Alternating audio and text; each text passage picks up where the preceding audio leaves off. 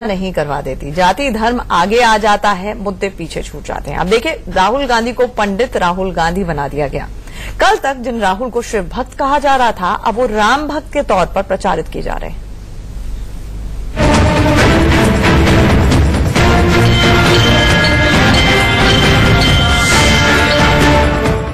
चित्रकूट के कामतागिरी मंदिर के बाहर लगे इस पोस्टर के एक एक शब्द पर गौर करें। राहुल गांधी के नाम के पहले पंडित जोड़ दिया गया और उसमें भी पहले राम भक्त लिख दिया गया। कांग्रेस अध्यक्ष राहुल के कामतागिरी पर्वत पहुंचने से पहले ही उनके राम भक्त होने का ढिढोरा पीट दिया गया था। कमलनाथ और ज्योतिरादित्य सिंधिया के साथ राहुल पहुंचे और राम के दरबार में शीश झुकाए। वनवास के दौरान जिस चित्रकूट में भगवान श्री राम ने सबसे ज्यादा वक्त गुजारा था, वहां राहुल ने 15 साल से मध्य प्रदेश में वनवास झेल रही कांग्रेस के सत्ता में आने की आराधना की।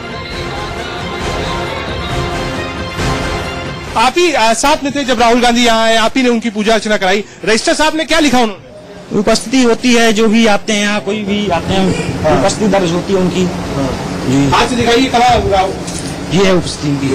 ये आप देख सकते हैं, राहुल गांधी ने बकायदा अपना नाम लिखा, नाम लिखने के बाद अपना सिग्नेचर किया। ये माननीय श्री राहुल गांधी जी ने यह भी लिखा कि मेरा बहुत बड़ा भारत सौभाग्य है कि जो श्री कामतगिरी भगवान का हमें दर्शन हुआ।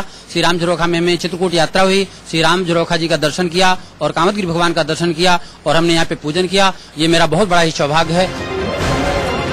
पिछले एक हफ्ते से कांग्रेसियों ने राहुल गांधी को कई रंग में दिखाया। कैलाश यात्रा से लौटने के बाद राहुल को शिवभक्त बताते हुए भोपाल में पोस्टर लग गए। अपने संसदीय क्षेत्र राहुल पहुंचे तो कांग्रेसियों ने बोल बम के नारे लगाए। पटना में कांग्रेसियों ने पोस्टर लगाकर राहुल गांधी को ब्राह्मण बता दिया और अब राहुल को राम भक्त साबित किया जा रहा है। जाहिर सी बात है, कांग्रेस पर कथित तौर पर चस्पा हो गई हिंदू विरोधी छवि को तोड़ने के लिए राहुल गांधी कोई कोर कसर नहीं छोड़ रहे हैं। रजत राकेश टंडन, इंडिया न्यूज, चित्रकूट। तो राहुल गांधी मंदिर मंदिर घूम रहे हैं। चलते हैं हमारी सहयोगी कविता के पास, जो बताएंगी कि राम भक्ति की ये शुरुआत जहां से हुई है वहां से जाएगी कहां तक और ये नौबत ही क्यों आई? कविता। बिल्कुल सुशांत, बहुत अहम सवाल आपने पूछा है, क्योंकि देखिए, अब कांग्रेस पूरी तरीके से एक पूरा रास्ता है जिसका सियासी फायदा तलाशने की कोशिश कर रही है।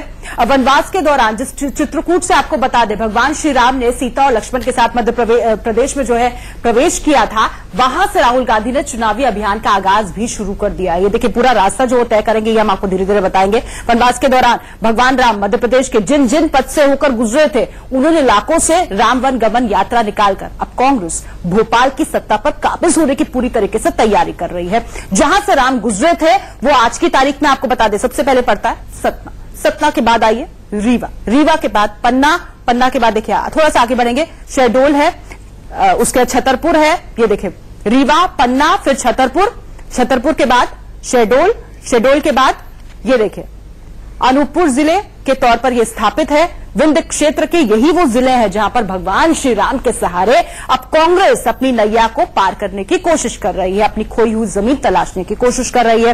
जिन क्षेत्रों से रामवन गमन यात्रा गुजरेगी उसके प्रभाव में आपको बता दें, कुल 30 विधानसभा सीटें आती हैं जिन पर अब कांग्रेस की नजरें टिकी हुई हैं। दरअसल रामवन गमन पथ का आइडिया भी आपको बता दें बीजेपी सरकार का ही था, लेकिन यह आइडिया के स्तर से ऊपर उठ ही नहीं पाया। 2004 में पहली बार रामपथ बनाने का सुझाव आया। 3 साल बाद 2007 में चित्रकूट में सीएम शिवराज सिंह चौहान ने रामवन गमन पथ बनाने का ऐलान तक कर दिया था। अगले साल यानी कि 2008 में राम पथ बनाने के लिए विद्वानों की एक पूरी कमेटी तक बनाई गई थी। 2009-10 में समिति ने उन जगहों का सर्वेक्षण भी कर लिया था जिधर से भगवान श्री राम के गुजरने के पौराणिक प्रमाण मिलते हैं, मान्यता रही है।